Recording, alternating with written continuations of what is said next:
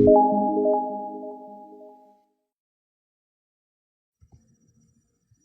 buenos días, estimado amigo, estimado hermano. Gracias por sintonizar este primer día de la semana a su canal en la Iglesia de Cristo en las Villas, y gracias por acompañarnos en este día de adoración.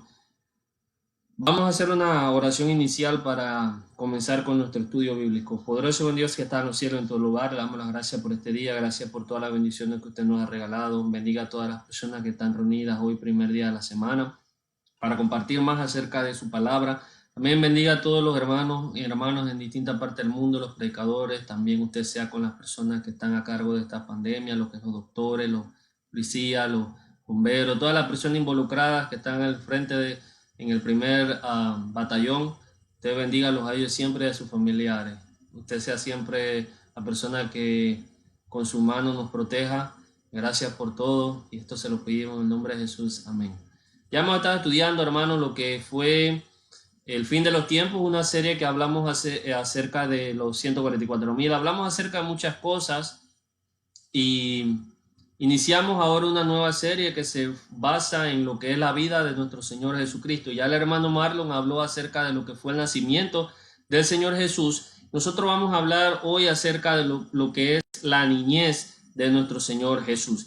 Y el texto principal se basa en Juan capítulo 1 versículo 14, que dice: y aquel verbo fue hecho carne y habitó entre nosotros, y vimos su gloria, dice, como la del unigénito del Padre, lleno de gracia y de verdad. Ese es el texto base o el texto clave dentro de este estudio acerca de la vida de nuestro Señor Jesús. Y para el 12 de julio nos corresponde la niñez de Jesús, la niñez de Jesús, y vamos a entrar en materia rápidamente, sin perder mucho tiempo.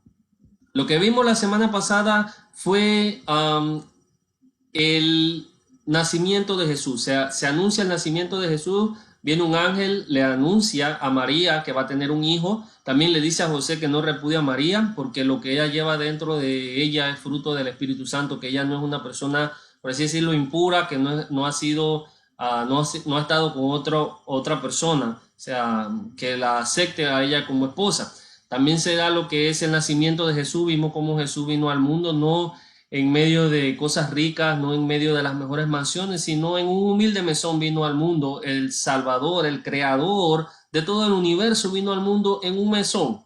No vino al mundo con pompas, con platillos, con porras. Vino al mundo como un nacimiento, vino al mundo a través de un nacimiento humilde dentro de un establecimiento humilde. También vimos la visita de los sabios, que en este caso se habla acerca de personas que eran magos. No quiere decir que estas personas practicaran la hechicería ni algo por el estilo, sino que la palabra que se utiliza ahí para magos es sabios. Es la palabra correcta en la cual se debe traducir la palabra mago. No se debe traducir como mago, sino como sabio, una persona con conocimiento en determinados campos. Ahora, también se habla de que Herodes, cuando los sabios llegan al lugar, a Jerusalén, le preguntan acerca de dónde está el rey de los judíos que iban a nacer. Entonces Herodes se siente ofendido por eso y manda a matar a los niños. Entonces en ese momento el ángel se le aparece a José y dice que tienen que huir a Egipto. Deben huir, deben correr, deben salir rápidamente de Egipto, porque si no Herodes lo va a matar. Se ve la matanza de los niños. También se ve el regreso de Jesús a Nazaret. Ya siendo niño, él regresa a Nazaret, nace en Belén, pero él regresa a Nazaret, que es su pueblo, por así decirlo, de crecimiento. Fue donde él creció.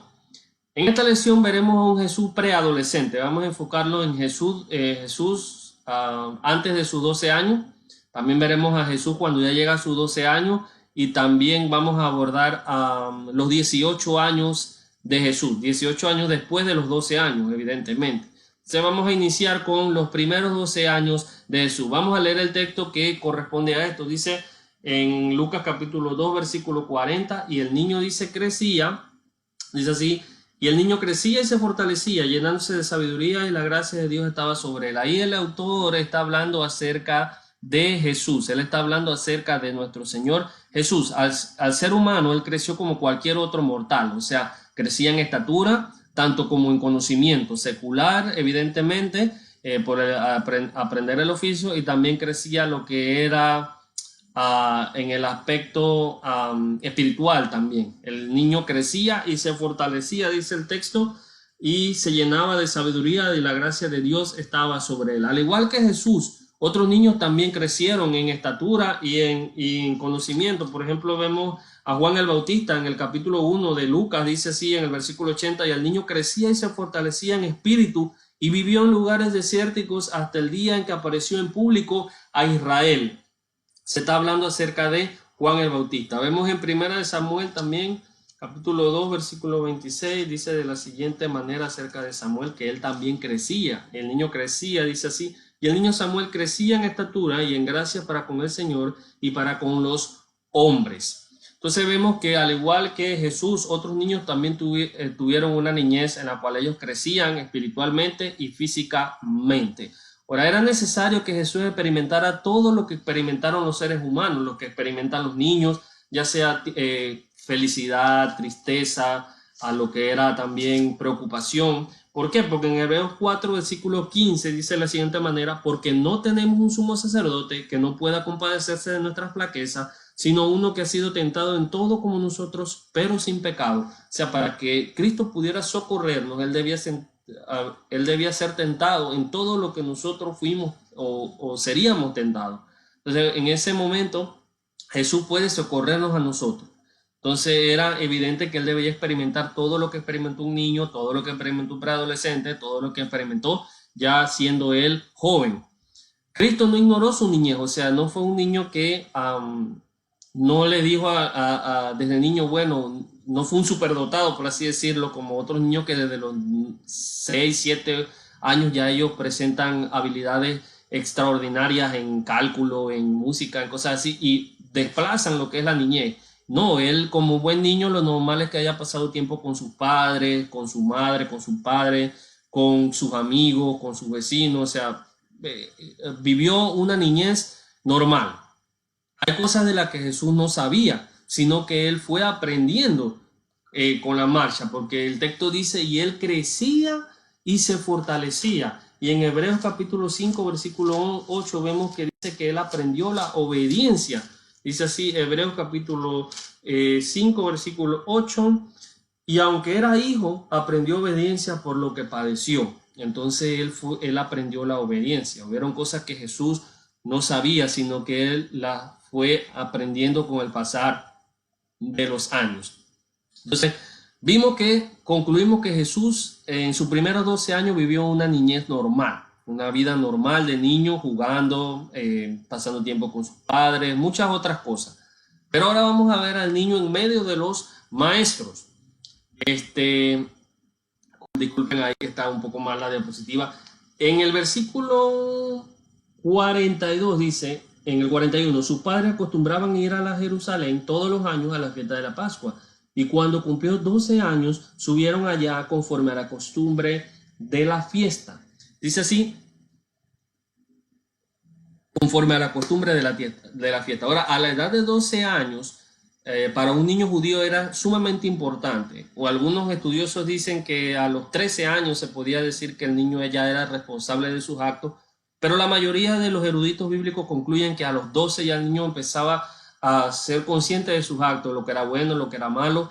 Entonces él fungía o cumplía 3 cosas importantes. La primera era que comenzaba a aprender un oficio, comenzaba a aprender algo en ese entonces, ya fuera herrero, panadero, que eran los oficios más comunes, herrero, panadero, carpintero. En este caso Jesús aprendió la carpintería porque José era carpintero, según Marcos capítulo 6, versículo 3. Entonces él aprendió la carpintería. También se le conocía como el hijo de la ley o bar mitzvah, que es cuando el niño empieza a ser responsable de sus actos, de lo que ellos cometían.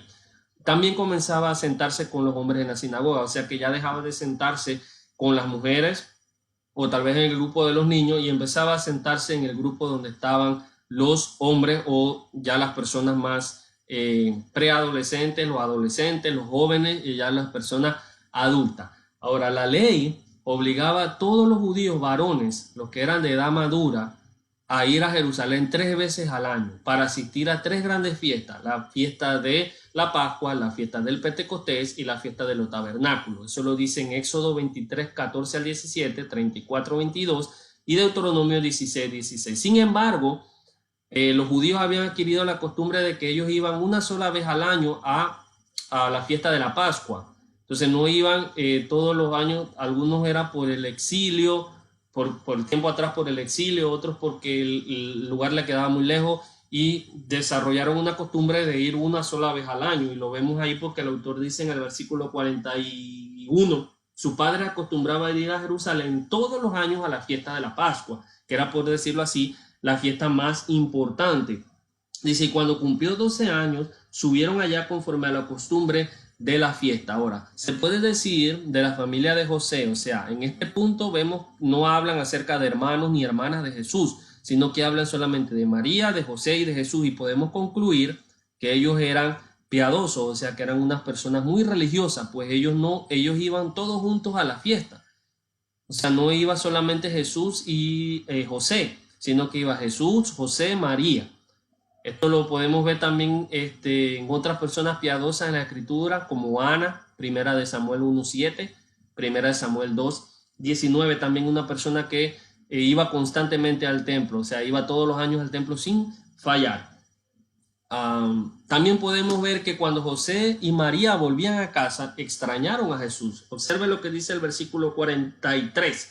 Y al regresar ellos, o sea, los papás, después de haber pasado todos los días de la fiesta, el niño Jesús se quedó en Jerusalén sin que lo supieran sus padres. Ahora, el autor dice que ellos se quedaron todos los días de la fiesta, porque también era una costumbre de los judíos que ellos iban a la fiesta de la Pascua y regularmente se quedaban 1 o 2 días, porque esta fiesta demoraba 7 días. Entonces, ellos iban a la de la Pascua y quedaban 2 días y luego regresaban a su pueblo, pero dice el autor que ellos se quedaron toda la fiesta. Ahí vemos nuevamente la importancia que era lo espiritual para José y para María y para Jesús en ese entonces. O sea, nuevamente reafirma la religiosidad y la importancia que le prestaban la familia de José a lo que eran las fiestas encomendadas por Dios.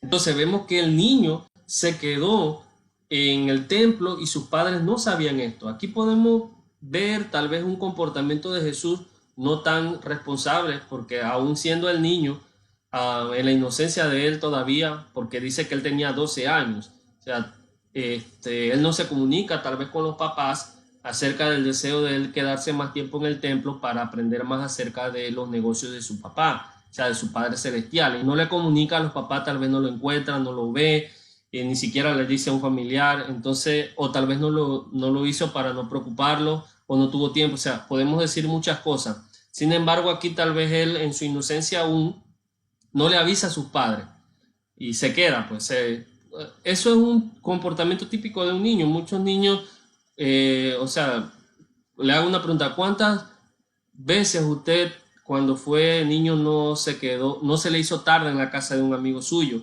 o decidió ir a algún lugar donde usted no le avisó a sus familiares? Bueno, voy a ir a la tienda, voy a ir acá, y se le hizo tarde, y en este caso Jesús se quedó allí, no le avisó a su papá. Fue un comportamiento típico de un niño o un preadolescente. Ahora, Jesús le demuestra a su padre también la necesidad de seguir creciendo en sabiduría y gracia delante de Dios, porque otro niño se pudo o se podía haber quedado para jugar. Pudieron haber encontrado a Jesús jugando en algún patio o en alguna casa o en algún río o en algún estanque o en algún arroyo, pero no encuentran a Jesús así. Encuentran a Jesús en el templo hablando y preguntándole a los maestros de la ley. Ahora, ¿cuántos de nosotros nos hubiéramos perdido o no hubiéramos avisado, pero para ir a la tienda, como ya lo he dicho, para ir a jugar fútbol, béisbol o cualquier deporte que usted haga, o para charlar en la esquina de la calle, por así decirlo, del barrio?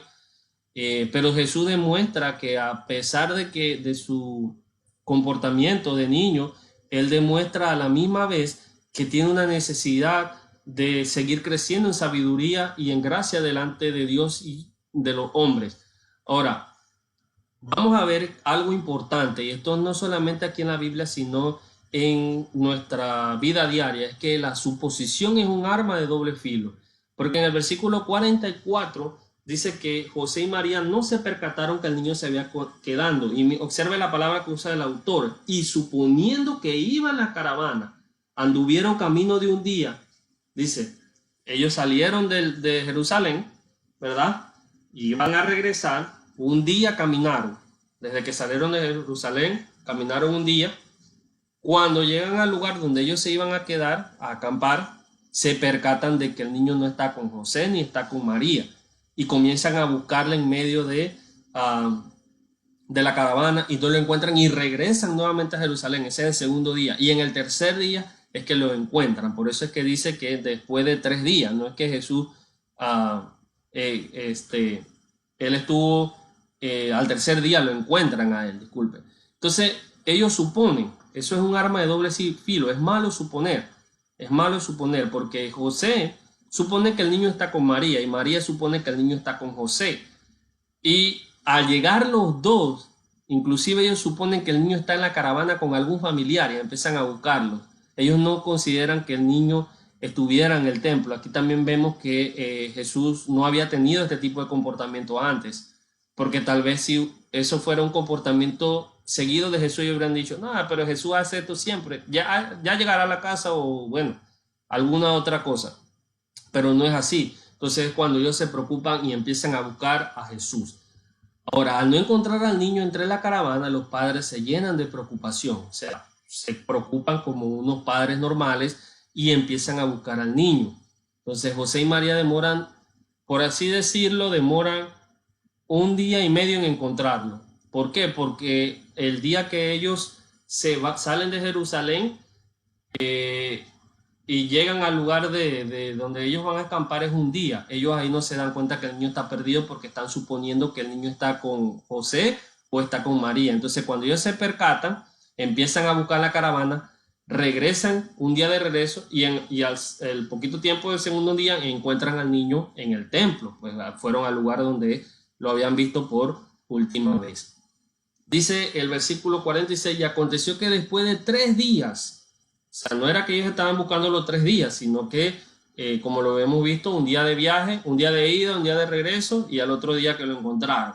Lo hallaron en el templo sentado en medio de los maestros, escuchándole y haciéndole preguntas. Ahora, vamos a ver el niño en medio de los maestros.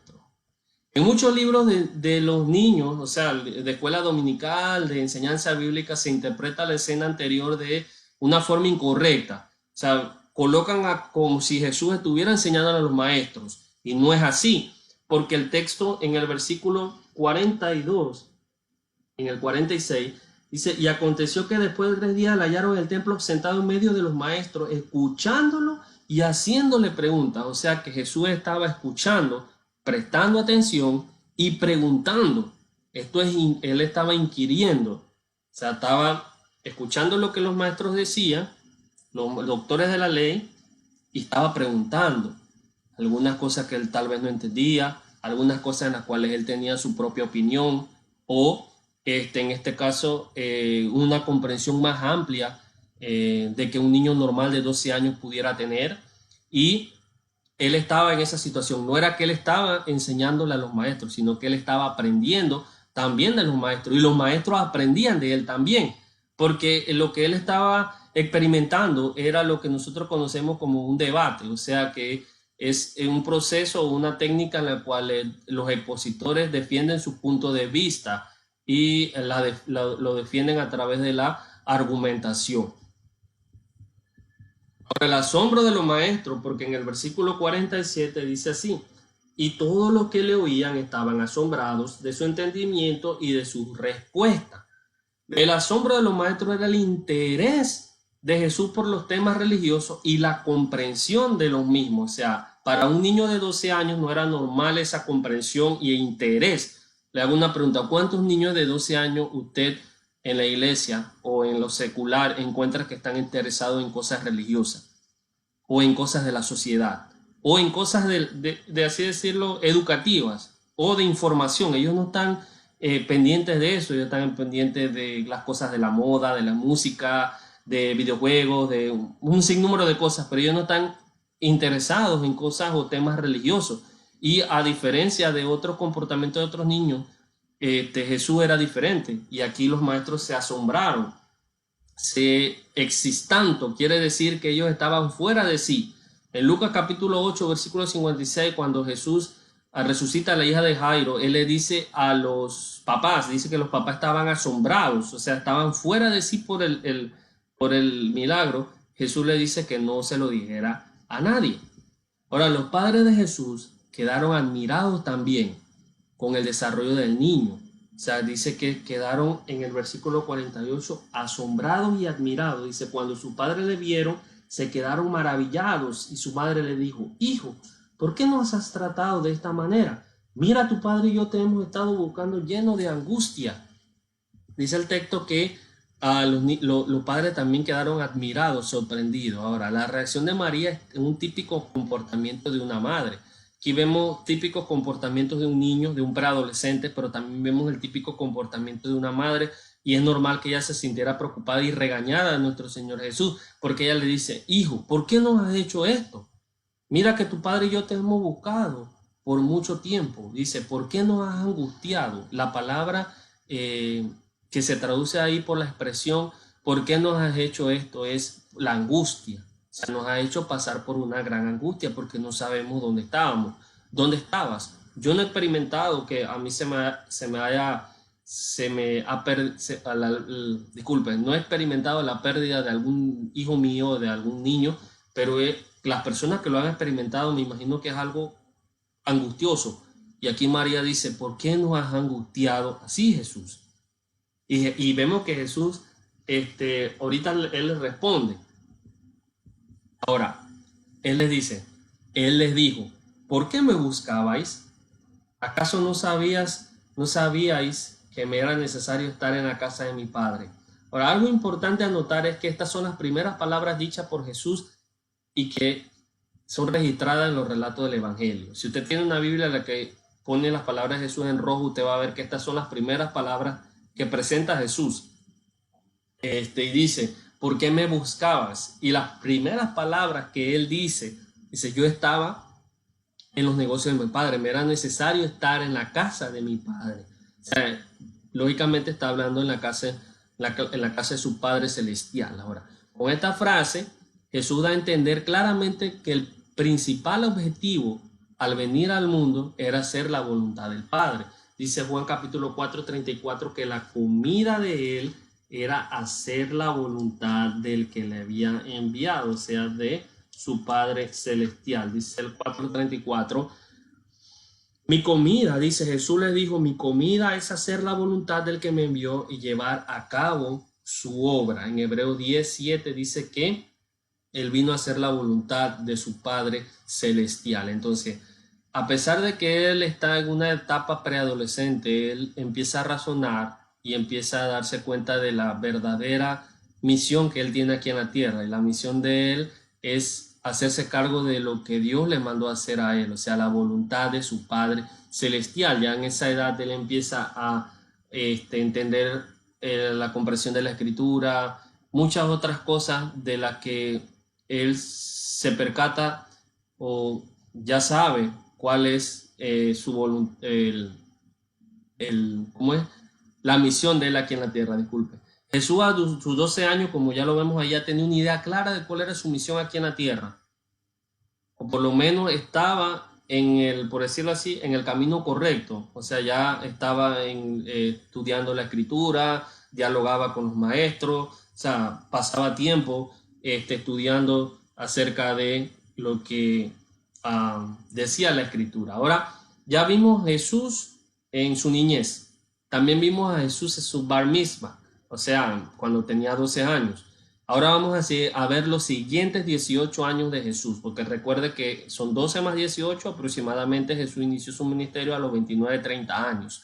Entonces vamos a ver, dice, y descendió con ellos, Jesús evidentemente, y vino a Nazaret y continuó sujeto a ellos, y su madre atesoraba todas estas cosas en su corazón, y Jesús crecía en sabiduría, en estatura y en gracia para con Dios y para con los hombres. Ahora, a Jesús no presentó objeción a la petición de su padre y regresó a Nazaret con ellos. O sea, después que Jesús le expone a su mamá, mira, mamá y papá, estuve aquí, me quedé un rato acá para aprender más.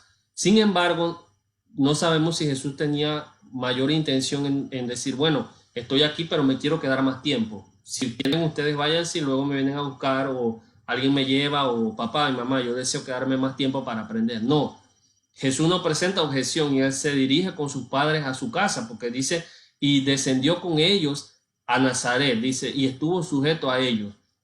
O sea que no fue rebelde. Dice, y estaba sujeto, o sea, la palabra sujeto ahí es sometido, subordinado a sus padres terrenales. ¿Por qué? Porque él respetaba a su papá. Si había alguien que, por decirlo así, podría estar justificado de desobedecer a su padre, era Jesús, al ir y hacer la voluntad de su papá, pero él no fue así, él se sometió, él fue subordinado a su papá. Y vemos en las escrituras que no hay otro incidente similar a este de Jesús perdiéndose o escapándose, sino que él se sometió, dice, y estuvo sujeto a ello, a su papá. Jesús sabía que la obediencia a los padres no era algo opcional. Cuando vemos Éxodo capítulo 20, versículo 12, honra a tu padre y a tu madre para que los días en la tierra sean largos y prósperos. En Efesios 6, capítulo 6, versículo 1 al 3 también habla acerca de honrar a su padre y a su madre. Eso fue algo que hizo Jesús. Jesús siempre respetó a su mamá, siempre respetó a su papá terrenal. Y dice que María atesoraba todas estas cosas en su corazón. La palabra ahí es guardaba todas las palabras de Jesús en su corazón. Tal vez era la primera vez que escuchaban a Jesús estando tan interesado en la escritura. Tal vez no lo habían escuchado hablar así. Tal vez estaban sorprendidos por el desarrollo de su hijo. Porque no era que ellos no sabían, porque acuérdense que Jesús, se le había aparecido ángeles, o sea, había muchas señales que se le habían dado a los padres de él, pero tal vez ellos no habían escuchado a su niño hablar de esa manera, porque recuerde que Jesús para ellos aún era un niño. Entonces, por así decirlo, un niño de mamá y papá. Entonces era la primera vez que ella lo escuchaba hablar así y lo atesoró. Dice que se sorprendió pues y lo atesoró. Ahora nosotros tenemos tecnología, nosotros podemos grabar el primer sermón de nuestro hijo, la primera vez que dirige canto, o la primera vez que evangeliza, o la primera clase, le toma fotos, le toma videos. Pero en ese entonces no había eso, no había fotografía, no había video, pero ella guardaba esos momentos en su corazón y los atesoraba. O sea, se sentía orgullosa y su papá también. Lucas nuevamente no abre el telón de los 18 de Jesús, pero lo abre rápidamente y resume los 18 años de Jesús en un solo texto. En el versículo 52 dice, no nos relata las actividades de Jesús, pero nos las resume en el versículo 52. Y Jesús crecía en sabiduría, en estatura y en gracia para con Dios y para con los hombres. Jesús creció en medio de una gran familia. O sea, no tenemos el desarrollo de Jesús en 18 años. No sabemos qué él hizo en 18 años. No sabemos con quién estaba, con quién se relacionaba. No sabemos si tenía amigos. Pero sí sabemos que creció en una gran familia. Por lo menos tenía dos hermanos y cuatro hermanas. Jacobo, Judas, Simón también, y tenía dos hermanas. Y cuando vamos a Marcos capítulo 6, versículo 3, dice, ¿no es este el carpintero, el hijo de María y hermano de Jacobo, de José, de Judas y Simón? ¿No están sus hermanas aquí con nosotros? Y se escandalizaban a causa de él. Ya en este tiempo vemos que en Marcos ya no está José con ellos, ya tal vez José murió, y dice, no, este es el hijo de María, y tenía hermanos. Recuerde que los hermanos de Jesús no eran creyentes, ¿no? Que ya después Santiago se vuelve un creyente e incluso escribe una epístola que lleva el nombre de él. Ahora, aprendió de José el oficio de carpintero, Marcos capítulo 6, versículo 3. No es este el carpintero, tal vez Jesús, tal vez él aprendió el oficio de carpintería y tal vez tenía un taller donde él evidentemente hacía muebles o las cosas que se le demandaban hacer.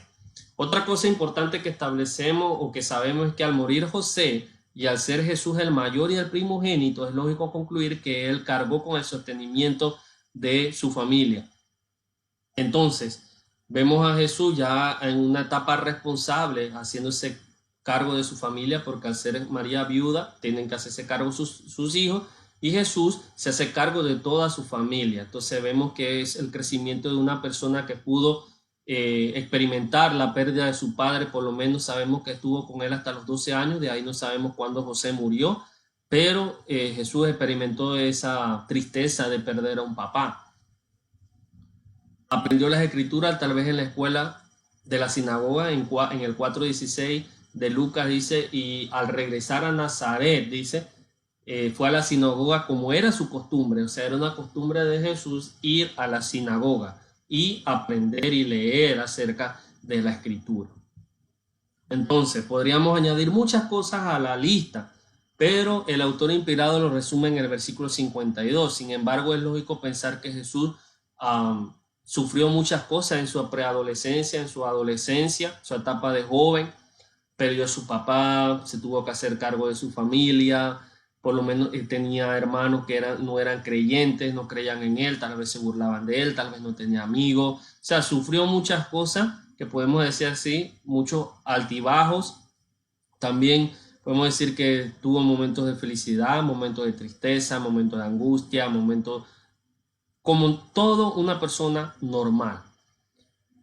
En el versículo 52 dice, y el niño crecía tanto en sabiduría como en estatura y en favor para con Dios como para los hombres. El crecimiento de Jesús se desarrolla en 4 etapas, y esas son las 4 etapas que nosotros también debemos desarrollar. La primera etapa es la etapa mental, la sabiduría. Dice que él crecía en sabiduría, en sofos, ya sea sabiduría hablando de secularmente, porque él aprendía un trabajo que fue la carpintería, él aprendió eso, se especializó en eso. Y también aprendía espiritualmente. Ahora, nosotros debemos crecer mentalmente, debemos crecer también físicamente, en estatura o en edad, o sea, desarrollándonos, no nos podemos quedar del mismo tamaño. Esto es algo que es lógico, que por la naturaleza se nos da, a no ser que tengamos una enfermedad o algo, que crezcamos físicamente. También crecía socialmente, dice charis, que es la palabra que utiliza ahí el autor para decir que él crecía en favor para con los Dios y para con los hombres. Ahí la palabra favor es buena voluntad para con los hombres, o sea que era una persona que se llevaba bien con la persona socialmente hablando. Antes de iniciar su ministerio, podemos concluir que él se llevaba bien con sus vecinos, se llevaba bien con la mayoría de sus familiares, o sea, era una persona que era agradable socialmente, no era alguien que le decían este es un vago, esto es lo otro. O sea, podemos decir, mira Jesús, una persona que perdió a su papá, mira que se hizo cargo de su familia, de su hermano, un ejemplo a seguir. Entonces vemos que él crecía socialmente hablando, así debemos ser nosotros también, debemos tener buen reconocimiento entre la sociedad. Físicamente también debemos crecer, mentalmente también, y él luego también crece espiritualmente, o sea, tenía una buena voluntad para con su padre, como dice Juan 4:34, que la comida de él era hacer la voluntad del que le había enviado y cumplir lo que Dios le había encomendado hacer. Entonces estas 4 cosas son las 4 etapas en las cuales nosotros debemos desarrollarnos mentalmente, físicamente, socialmente también. Antes de que llegara a los 30 años, evidentemente ya después él se creó enemigos porque decía lo que Dios le había mandado hacer. Y espiritualmente también debemos crecer, no debemos quedarnos siempre como niños, solamente tomando leche, no, sino que debemos crecer y ir evolucionando a través del tiempo. El crecimiento de Jesús no debió ser fácil, así como no lo es el nuestro. Nosotros experimentamos muchas cosas, tristezas, frustraciones, preocupaciones. Así mismo fue lo que experimentó Jesús. Por eso en Hebreos 4:15 dice que nosotros tenemos un sacerdote que puede socorrernos en todo porque fue tentado como nosotros. Ahora ya para concluir, vemos que porque un niño nos ha nacido, un niño o un hijo nos ha sido dado, y la soberanía reposará sobre sus hombros, y llamará su nombre admirable, consejero, Dios poderoso, Padre eterno, príncipe de paz. Isaías 9:6, un texto que fue tocado por el hermano Marlon cerca de la profecía que se da del nacimiento de Jesús. Desde su nacimiento hasta el último día que nuestro Señor Jesús estuvo sobre la tierra, el Padre Celestial siempre cuidó de él. Lo cuidó en su niñez, en su nacimiento, en su niñez, en su preadolescencia, en su adolescencia. Lo cuidó todo el tiempo.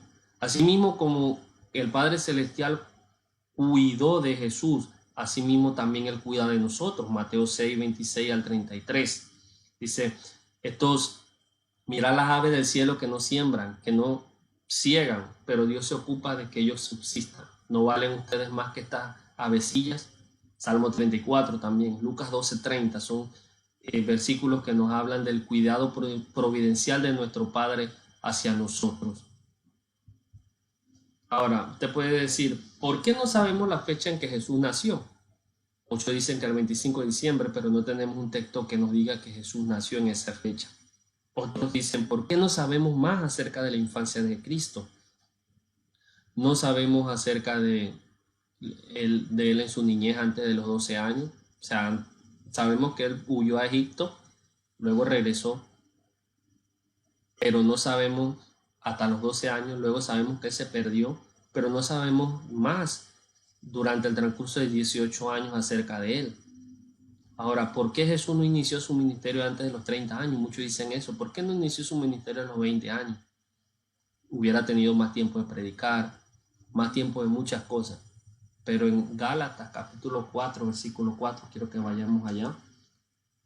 Una cosa es que para que una persona fuera considerada en la cultura judía una persona seria, tenía que tener al menos 30 años, que era la fecha en la cual ellos dejaban de ser, ellos ya no eran más jóvenes, sino que ya eran tratados como adultos.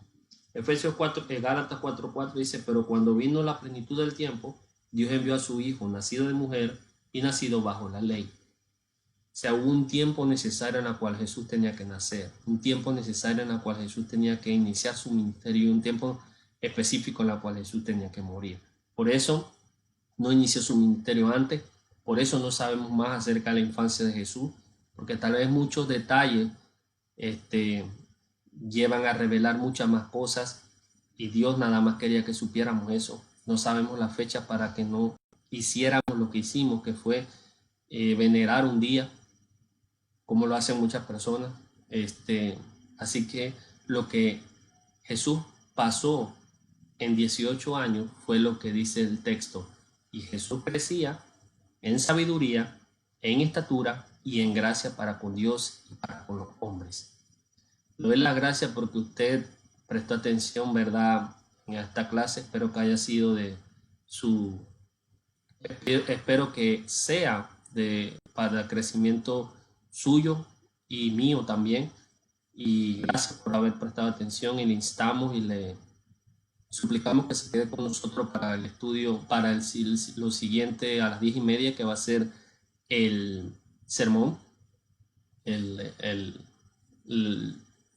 tema acerca de el tema con nuestro hermano Marlon acerca del el juega vivo. Así que vamos a hacer una oración final. Poderoso buen Dios, gracias por todo lo que usted nos ha permitido estar aquí. Gracias por su voluntad, gracias por su cuidado para con nosotros, enviar a su Hijo a morir en la cruz por el Calvario. Gracias por todas las bendiciones que usted nos da. Gracias por enviar a su Hijo a padecer todas esas cosas para que Él pudiera socorrernos. Le queríamos pedir todas estas cosas en el nombre de Cristo Jesús. Amén. Y que le doy las gracias y que tenga una excelente semana y quédese con nosotros. Nos vemos. Hasta luego. Este es el día de encontrar la paz. No tardes más, ven al Salvador. Este es el